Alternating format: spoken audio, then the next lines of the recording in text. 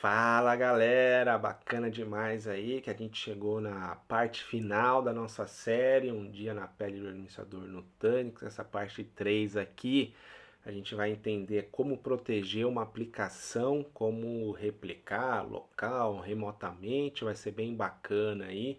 É um tema aí que está entre 10 tópicos aí de todo o CIO.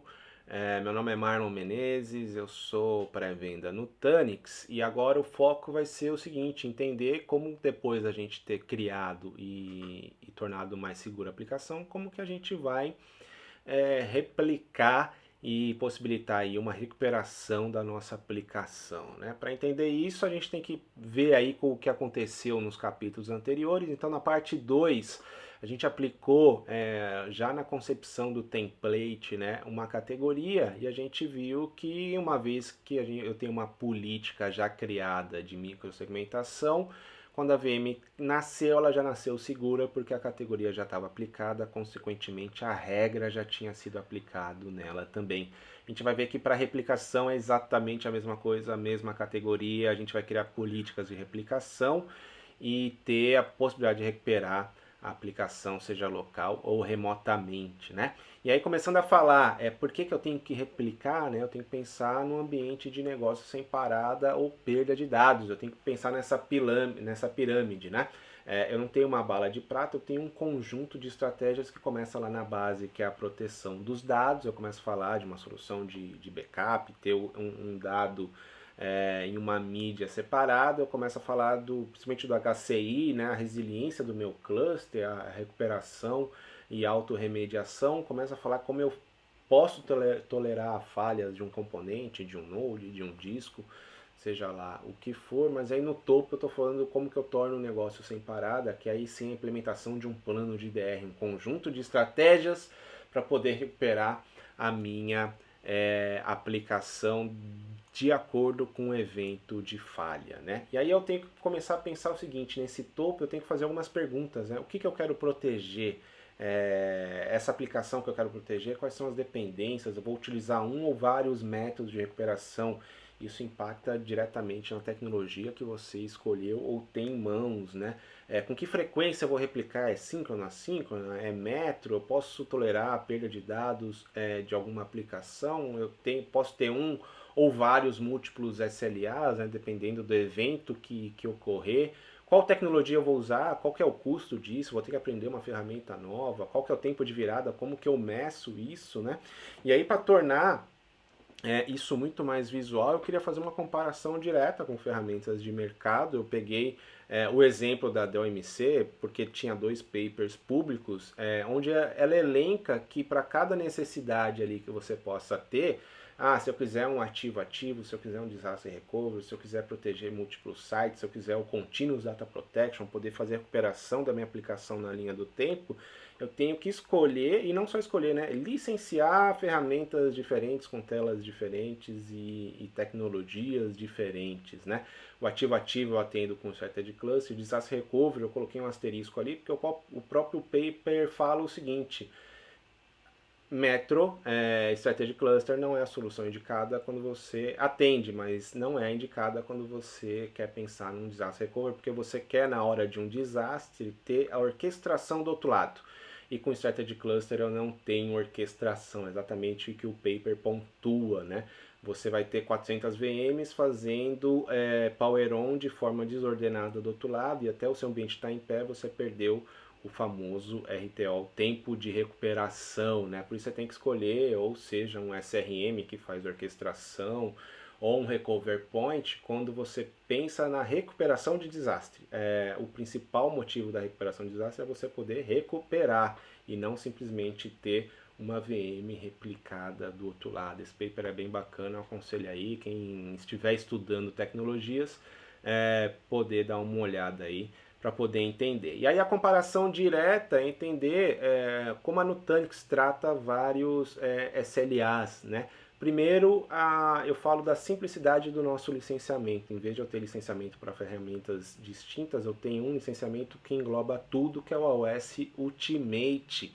E aí, se eu pensar, eu quero um pilar ou para um grupo de VMs, eu quero ter a condição de ter o metro, né, de ter o Strategy Cluster, eu posso ter através do AOS Ultimate o Metro Availability. Mas se eu quiser a recuperação de forma ordenada, eu tenho o Leap, que é a minha orquestração, e a gente vai ver no na nossa demonstração. Eu tenho o NearSync, que é o meu Continuous Data Protection, poder ter uma linha do tempo onde eu tenho possibilidade de recuperar vários restores através da linha do tempo, né? Se eu tiver 2, 3, 4 sites, eu posso pensar no Leap, no NearSync também. Não tenho que aprender mais uma ferramenta. Assim, se eu quiser só o Continuous Data Protection, eu tenho também o Leap ou o NearSync. Aí eu olho para estratégias diferentes e como eu tenho licenciamento, eu posso aplicar para múltiplos SLAs, para múltiplos eventos que podem ocorrer, a tecnologia mais correta, né? E a ideia da Nutanix sempre foi essa, que você possa ter a liberdade de escolha. Esse é o nosso mantra. Poder falar de replicação assíncrona, NearSync, que é o Continuous Data Protection, mais conhecido aí como Point in Time, né? Ter o metro e, acima de tudo, ter orquestração, saber que as coisas vão ocorrer da melhor maneira possível se eu precisar fazer uma virada. E a nossa demonstração vai ser exatamente em cima dessas duas tecnologias. Eu entender que como eu posso aplicar múltiplos SLAs para categorias diferentes, né? Eu tenho as VMs que eu criei com o Calm. Lá no primeiro vídeo eu já apliquei categorias nelas, assim como eu já tinha uma política do flow de microsegmentação, eu já tenho uma política de proteção já criada. E a gente vai ver o que é essa política de proteção, né? Eu chamei de proteger Task Manager. O que eu tenho? Um dashboard para saber quais são os RPOs, tempos de retenção. E agora posso verificar se eu tenho algum alerta. Agora, se eu der um update, eu tenho o nome, eu tenho qual cluster eu quero proteger, é o Paulista, para quem eu quero proteger, que é o Botafogo no Rio de Janeiro. Falando que eu quero replicar de minuto em minuto, então a cada minuto eu vou ter uma cópia, seja local ou remota, e vou falar lá no Botafogo mantenha por 1 hora e local um dia. E adivinha, eu utilizei a mesma categoria do Flow e agora eu falei que todo mundo que for Task Manager vai ser protegido por essa política de proteção. Bacana, né? E aí eu vou ver o seguinte, quais são os pontos de recuperação das minhas VMs. Aqui eu posso ver todas as VMs que eu tenho um ponto de recuperação. Vocês vão ver que, lembrar no primeiro vídeo, que a aplicação começou a ser criada 10.57, 11.2 eu já tinha o primeiro snapshot da minha VM. Eu já tenho ali de forma automatizada uma cópia na Paulista, já tenho uma cópia replicada, eu posso ver as cópias que estão sendo transferidas da Paulista para o Botafogo.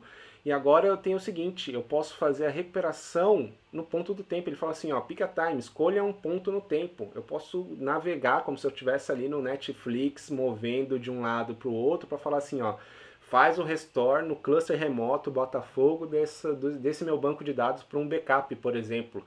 E aí eu escolhi na linha do tempo e eu estou fazendo um restore de uma máquina que está na Paulista, com uma cópia lá no Botafogo, eu estou fazendo um restore de uma imagem às 11h41, porque eu posso escolher exatamente a imagem que eu quero. Eu já tenho essa máquina restaurada do PowerOn, já posso fazer um backup, dar essa máquina para o ambiente de dev. Simples assim, pessoal. Uma vez que eu tenho a política criada, eu não preciso customizar mais nada, é só escolher de acordo com a necessidade, com o evento. Eu posso escolher de acordo com o evento ter o meu plano. Só que agora isso não é o suficiente, né? Eu quero também ter um plano de DR, quero ter um plano de virada. E aí eu vou começar a falar do Recover Plan, e que eu tenho opções de validar, testar, de arrumar tudo que eu fiz, fazer o failover. E eu começo a falar da validação, né? Se eu começar a falar do update, eu vou ver aqui, ó. Primeiro eu defino a sequência, baseado em categorias. Eu vou falar assim, ó, primeiro eu quero que o database suba, espere 10 segundos, suba todo mundo que for do tier web server, espere mais 10 segundos, e aqui sobe o HAProxy. Imagina que são serviços, por exemplo, DNS, que eu posso subir de forma ordenada primeiro e depois as minhas aplicações. Escolha a rede. Eu posso falar que se for uma virada na prática, eu vou utilizar a rede de produção. Agora, se for um teste, eu posso ter uma rede bolha, que eu vou realmente subir as VMs, só que elas não vão estar pingando porque elas estão numa VLAN isolada ou numa rede isolada no meu plano de teste. Posso customizar, falar qual IP que a VM vai subir no meu DR. É um plano bem robusto que eu tenho com o Leap, tá, pessoal? E aí eu vou para validação. Por que eu valido? Para eu saber se está tudo ok em questão de licenciamento, de conectividade, de snapshot, se eu tenho o que recuperar. Então ele já mostra assim, ó, nesse plano você tem 4 VMs e eu vou validar para você se realmente, quando você precisar, você vai ter tudo que precisa, né? E aí ele me gera um relatório para falar se a validação ocorreu com sucesso. Ele vai falar que tem licença, tem conectividade, as VMs estão lá, as categorias estão aplicadas de forma correta, eu tenho networking aplicado tanto para o failover quanto para o teste, né? E aí, uma vez validado, eu posso realmente testar. O que é testar? Eu vou pegar as máquinas que estão na Paulista, subir no DR, mas eu vou subir numa rede isolada para eu não ter problemas de duplicidade de IP, alguma coisa que impacte na minha aplicação, né? Eu estou acelerando aqui porque ele realmente está subindo e cumprindo o estágio. Primeiro ele está subindo ali as VMs ali do banco de dados, esperando 10 segundos, subindo o web server, esperando 10 segundos, porque eu defini isso no meu plano. E ele vai fazer exatamente do jeito que eu defini e mostrar para mim o que deu certo e o que não deu certo. Aqui ele está mostrando linha por linha, tá ali, ó, esperando 10 segundos.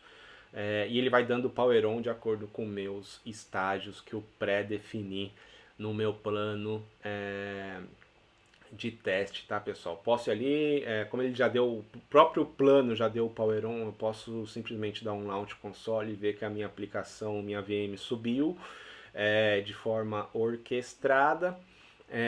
Bem bacana, bem simples.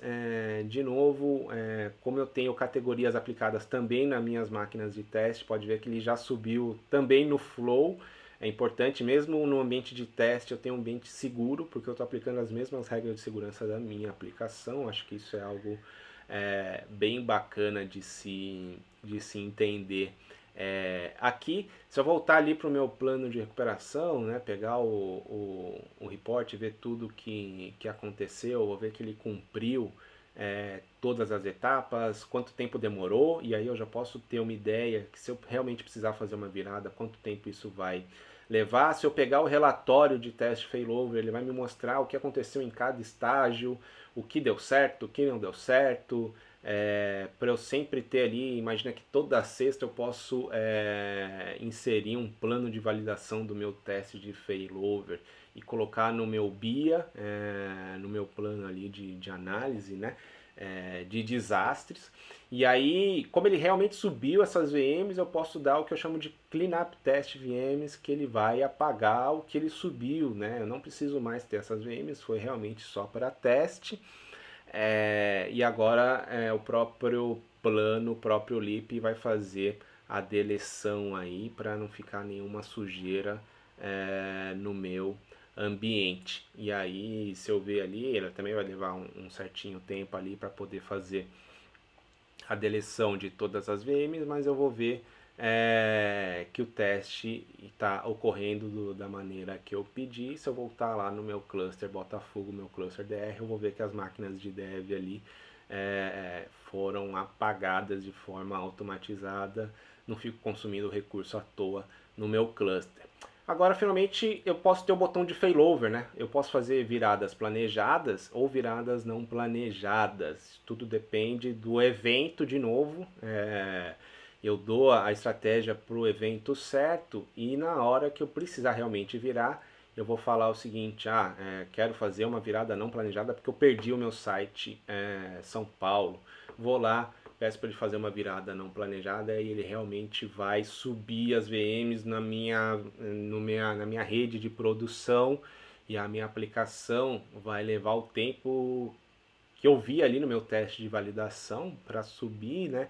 Mas agora ela está na rede, vamos dizer assim, na prática, né? Agora eu quero realmente acontecer um desastre, eu quero fazer a virada, eu tenho lá no meu plano, tenho que ter no meu plano de quem decreta a virada, quem executa, a virada, né? Mas eu vou ter a certeza, uma vez que eu validei, uma vez que eu testei, que realmente eu vou ter algo orquestrado e que faça sentido, né? Eu não vou ser pego de surpresa, porque eu só tenho VMs que estão virando e dando power on de maneira desordenada. Ele vai cumprindo aqui, exatamente, tá subindo ali as máquinas, fazendo a subida, né, dando power on do jeito que eu pedi. Se eu der um update só para ver a rede que ela tá na rede que eu pedi para ser de produção, Network DR, então não é mais um teste, agora é para valer. E aí eu posso voltar lá no meu dashboard, entender tudo o que está acontecendo, como que ele está fazendo passo a passo. Como vai demorar um pouquinho, e a gente já viu o teste, a validação e o teste, eu vou ter aqui no meu dashboard o que deu certo, o que já foi testado, o que não foi testado, o que tem um warning, quantas VMs eu tenho protegida, qual o estágio que eu tenho no meu failover não planejado, né? O nosso painel de controle é bem completo e agora a gente fecha um ciclo. Essa série foi para mostrar que em 20 minutos, bem diferente daquele 69%, eu criei uma aplicação do zero, baseada ali nas minhas VMs de banco de dados, Web Server Proxy, apliquei política de segurança e protegi local e remotamente. Espero que vocês tenham gostado aí, pessoal, foi bem bacana fazer esse material e até o próximo vídeo. Grande abraço!